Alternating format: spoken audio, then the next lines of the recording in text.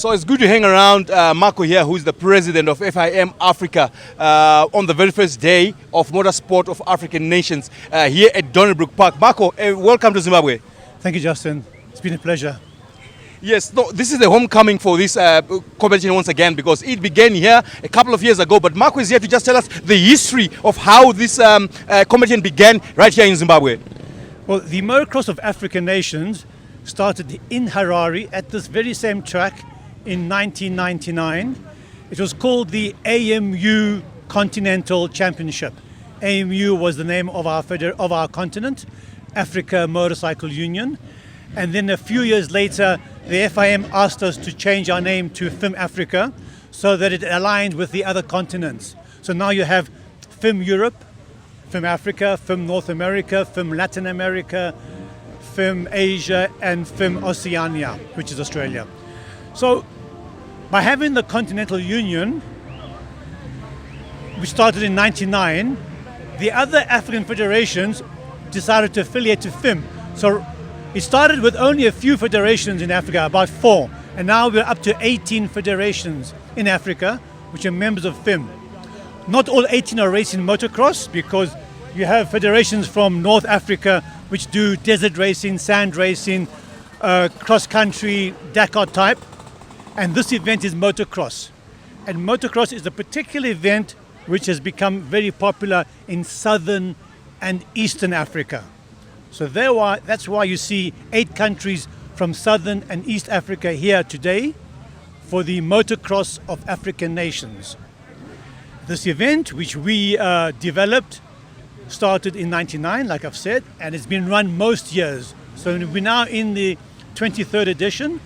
It has grown to 8 countries, 145 riders, and we are very happy to be back in Harare, which for me is the home of motocross.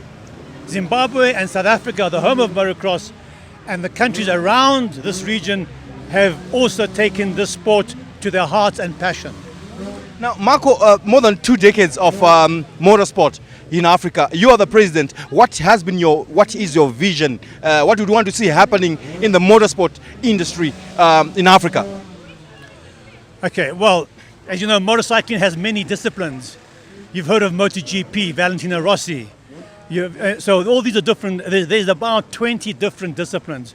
In Africa, the main discipline is motocross, enduro, hard enduro, and cross-country. Those are the main ones. And then circuit racing in a few of the more developed countries like South Africa and Zimbabwe have got circuit racing, which is a lot more different kind of sport, but not as popular as motocross. Motocross and enduro are the 2 most popular sports. And we have this event, which has become the most popular of our continental events, because all the federations have their own national events. But in terms of a continental event for the whole of Africa, this is the biggest.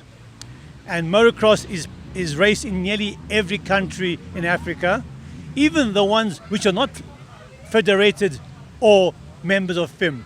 They still race motocross. One day they'll become members of FIM. And so this sport will grow. It has grown from 4 countries to 6 to 8, and we're now 18 federations. So from the 18, we will see possibly 10 countries next year, because next year we are moving to, I can't tell you now. You could tell me, Marco. You could tell me it's safe. It's safe with me. We know where it's going to. It's supposed to be Kenya, but Kenya have decided to wait another year. There'll be another country which we will announce tomorrow night. But it'll probably stay in the home of motocross in terms of region. All right, Marco, speaking of growth, we have seen that you say that it began with only 4 countries, but now you've jumped to 8 countries. What exactly are you doing to ensure that at the grassroots development of young people getting into sport recruitment, and so that a sport that doesn't have strong grassroots structures will likely struggle in future? What are you doing to ensure that this sport becomes popular or reaches many people in Africa? Okay, let's take a case study. Let's take Uganda, for example. If you go back to an event that was the motocross of African nations, that was in Zimbabwe about 20 years ago. Zimbabwe arrived on a minibus with 4 riders. On a minibus with 4 riders. And they came here and they saw the level and standard and quality of motocross. They went back with a mission to become one of the biggest motocross nations in Africa. And they have achieved that. They are nearly there. They are here today with 36 riders. 36. And it's not just, this sport is usually practiced by expatriate people, by people that have origins coming from Europe, because motorcycle racing always came from Europe. It came from Italy and France and Belgium and Spain. And that's where, if you watch the World Championships, that's where the riders come from. And that's why, historically, it was those kind of people that were racing motocross. Others were playing soccer or something. But now, Uganda has changed that completely. And we are proud of Uganda. We want to copy Uganda. I'm from Zambia. I'm born in Zambia. I'm Zambian. We want to copy the Ugandan model. To bring 36 riders at a big cost all the way here. Very impressive. And how did they do it? Grassroots. They got funds from their government to bring out little small motorbikes and bring in people to practice, to train. They brought out trainers from South Africa, trainers from America. They, being a federation of FIM, they could borrow 50% of their projects from FIM. So if you have a project of, say, 50,000 euros, and the project is to develop motorcycling or motocross, as a FIM member, you can apply to FIM and get those funding. But you've got to supply the other 50% first, okay? And that's how it works. And that's developed in Uganda. It's helped a lot of countries in Africa. Talking on a global scale, what challenges does our African riders, our continental riders, likely face in their sporting experience? And you as a continental body, what are you doing to address some of those challenges? Okay, so you're talking about the next level up from continental level to world level. Is that what you're saying? Okay, we've seen quite a few riders from South Africa manage to become world champions and go out to Europe to race the world championships in this sport, motocross. It's not an easy thing to do because it means a lot of sacrifices. So what's happened, by coming to this continental event, the riders can decide as youngsters if they want to pursue this dream. If they do, then the best thing would be to come and race in South Africa, because the level in South Africa is the highest in Africa. And we often have riders from Botswana, Zambia, Zimbabwe, and Kenya racing in South Africa. That elevates their level because it's a very tough sport and requires a lot of dedication and a lot of training and a lot of commitment from the parents, from the families. When they see that they have that, they can then look for sponsors and look to go into Europe and try it. It's not everybody's cup of tea, but all professional sport is not easy, as you know, and that's the natural progression of any sport. All right, Marco. Just in closer. Okay, so Marco, thank you for that. But how can national federations support feed into the vision of the Continental Federation? Well, by being a member of FIM in Geneva, which is the body, they're automatically a member of FIM Africa. And with FIM Africa, we meet every year at the General Assembly.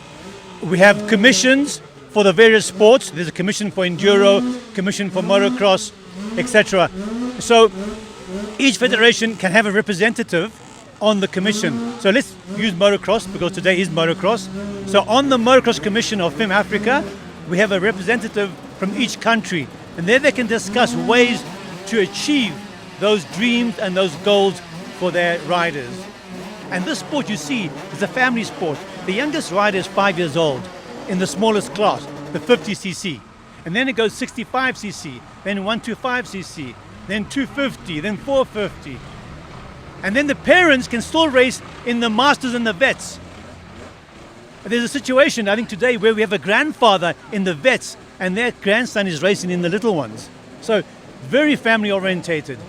You are the president, and just asking you from a point of ignorance, can you just tell us your day-to-day duties and roles that you do as the president of FIM Africa? Okay, I'm based in Lusaka. The secretariat or the secretary general is based in Johannesburg. Her name is Jackie Montero. So she's like the chief executive, and she runs the federation from Johannesburg on a daily basis. I communicate with her on a daily basis on phone or email, and then we meet. We have an executive drawn from different countries on the main board. So we meet in Africa, either Zoom or face-to-face 4 times a year. And that's the FIM Africa body. Then, as president of FIM Africa, I have to then sit on the board in Geneva, where all the presidents of the different continents sit. And so we meet there 4 times a year, and we discuss how to improve everything in the world in our sport. And that's basically, I mean, I'm a volunteer. We're all volunteers. I mean, nobody gets paid for the sport. It has to come from passion. And my passion started as a child racing motocross in Zambia. Can you just tell us about it? Where have you been with this sport? Well, I started in Zambia. We had national racing there. And as it grew up and Zimbabwe became liberated, so after 1980, when the border with Zambia and Zimbabwe opened, we started the Zim-Zam series.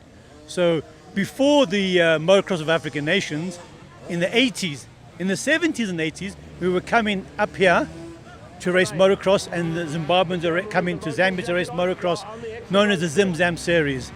So that takes you back a long time ago, you know. So that's some very good history we're getting from Marco here. But Marco, very lastly, 23rd edition. What would be your message to the riders that are here? And probably maybe these are not all of the riders that you have in your federation here in Africa. But what would be your message on this 23rd edition of Motorsport of African Nations? The main message is that when you race in any sport, you get overtaken by your senses and you can focus too narrowly.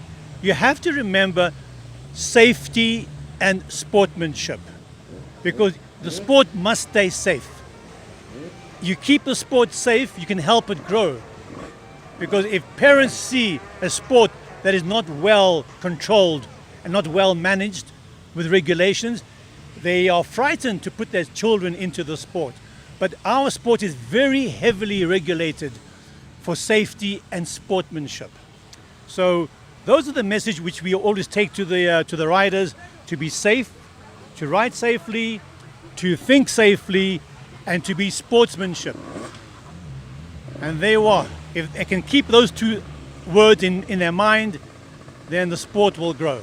Now, Marco, you spoke about Ugandan government coming in there to support the motorsport in Uganda. What would be your message to all other governments out there, maybe of the nations that are members to FIM Africa, in regards to the growth of motorsport? Well, the message is that they mustn't just focus on the majority sports like soccer, etc., and football. The minority sports are very important. We don't want the children to diversify into other sports. And minority sports bring their own benefits to any community, any country in prestige. And they should look at and see that they have children which are very talented. They won't be talented in football, but they can be talented in motorsport. And so to put some of their budget into motorsport and let it grow in their countries. Uganda never thought of motorsport, but now Uganda and Kenya are the biggest thinkers. Thank you, Marco. I've been chatting to Marco, who's the president of FIM Africa. Thank you, Marco, for catching up with us on this first day of these competitions here in Zimbabwe. Thank you very much, Justin. Thank you. Okay. Marco, just hang on. I just want